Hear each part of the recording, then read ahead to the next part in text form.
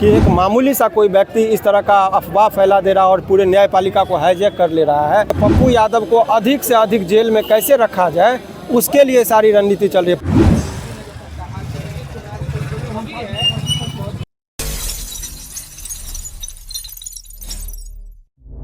आवाज जनता की।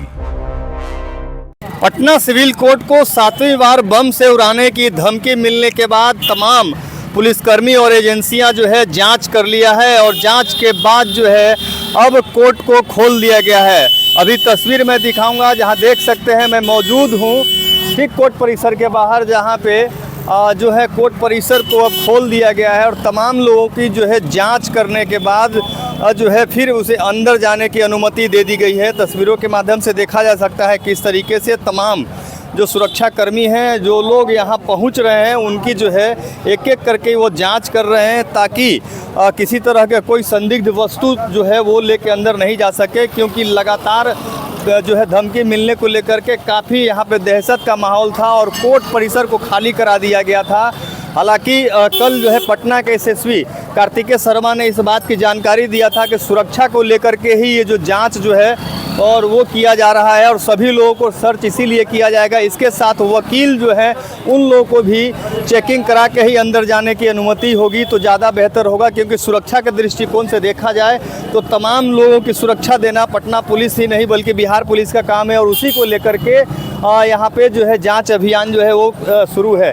लेकिन जो सबसे बड़ी बात है कि कई लोगों की जो है वो सुनवाई वो टली थी, क्योंकि सुबह से ही यहाँ पे बम से उड़ाने की धमकी जो है मिली थी। उसके बाद तमाम सुरक्षाकर्मी अंदर जांच कर रहे थे। हालांकि आज पप्पू यादव, जो पूर्णिया सांसद पप्पू यादव हैं, उनकी भी आज सुनवाई के लिए याचिका जो है वो लगाने की बात जो उनके अधिवक्ता है उनके द्वारा किया गया है। क्या कुछ कह रहे हैं जो पप्पू यादव के अधिवक्ता हैं, जरा सुनिए। लेकिन जिस तरीके से आप लोग देख रहे हैं कि यहाँ पर हर रोज़ एक नई कयाबात चल रही है कि नहीं बम का एक अफवाह फैला दिया जा रहा है, तो ये सोची समझी राजनीति के तहत ही सब सारी चीज़ें हो रही है और प्रशासन की विफलता है। प्रशासन के लिए करारा तमाचा है ये कि एक मामूली सा कोई व्यक्ति इस तरह का अफवाह फैला दे रहा है और पूरे न्यायपालिका को हाईजैक कर ले रहा है और प्रशासन उस व्यक्ति को गिरफ्तार नहीं कर रही है। बार बार, एक बार नहीं बारंबार वो कर रही है। ऐसे परिस्थिति में कोर्ट चल ही नहीं सकता है।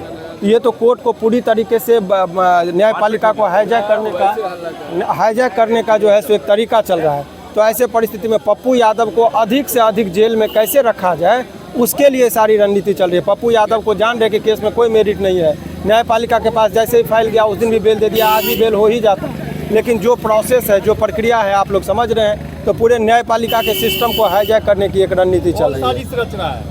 ये साजिश सरकार और प्रशासन की मिली भगत से ये सारी साजिशें चल रही है। क्या लगता है फिर आगे आप क्या करेंगे? अभी हमारे पास विकल्प ही क्या, हम लोग तो न्यायपालिका पर भरोसा रखने वाले लोग हैं, कानून को मानने वाले लोग हैं। अगर पप्पू यादव जी को 11 और 12 बजे रात में गिरफ्तार किया जा सकता है, लेकिन ये जो शरारती तत्व जो इस तरह का अफवाह फैलाकर कोर्ट को बंद करवा देते हैं, पुलिस वहाँ तक नहीं पहुँच पा रही, तो ये करारा तमाचा है प्रशासन के लिए, उनके निकम्मेपन का कि ये दिखता है और कितनी अयोग्य पुलिस है बिहार पुलिस। उसका ये सब प्रमाण पत्र है कि 5 बार से 7 बार धमकी दिया गया है कि हमको माने कोर्ट परिसर को उड़ा देंगे और वहाँ तक व्यक्ति को नहीं गिरफ्तार कर पा रहे हैं। तो ये प्रमाण पत्र है इसके निकम्मेपन का। चीफ जस्टिस से कुछ आया है क्या? अभी उस पर कोई भी बात अभी हम लोग नहीं करेंगे जब तक कि हमको कोई ऑथेंटिक खबर ना हो।